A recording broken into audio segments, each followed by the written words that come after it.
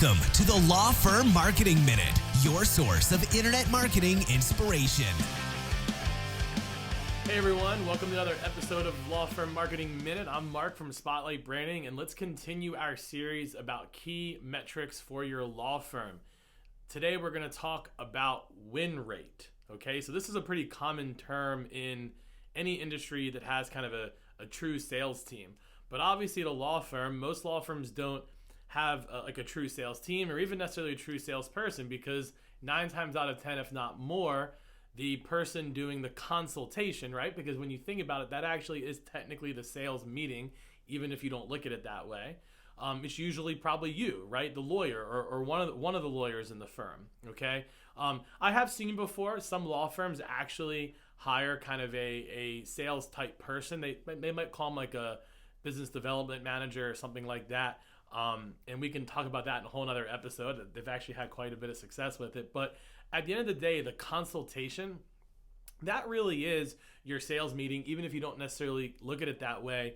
But you do want to track what percentage of those consultations turn into engagements, turn into clients. And yes, sometimes those consultations may not become a client because you decided it wasn't a good fit, or both parties realize that prospect actually needs somebody else, maybe a different kind of lawyer, a different practice area. Happens all the time.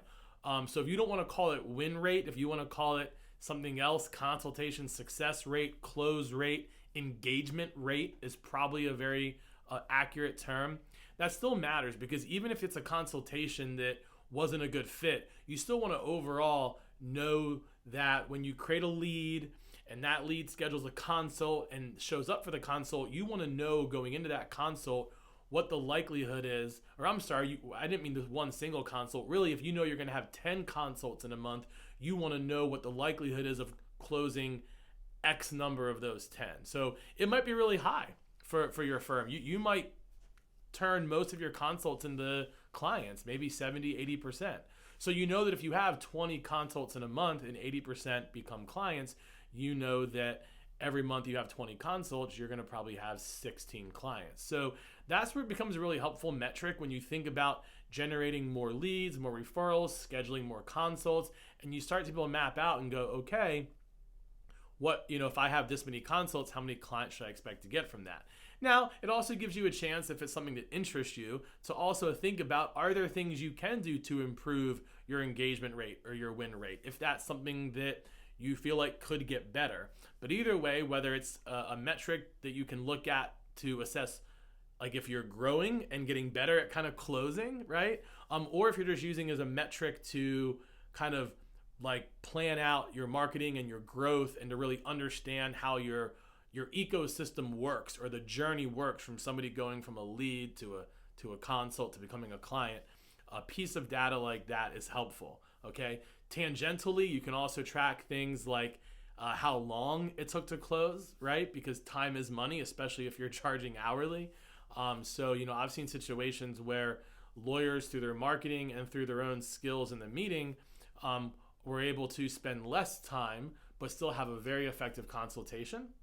And that's kind of another thing to maybe measure.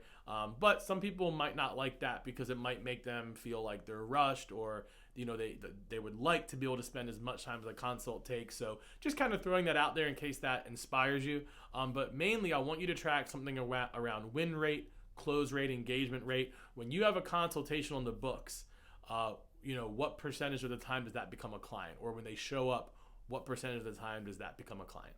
So that's something you're going to want to track. As always, let us know in the comments what you thought of this episode, and let us know what you'd like us to talk about next. See you next time.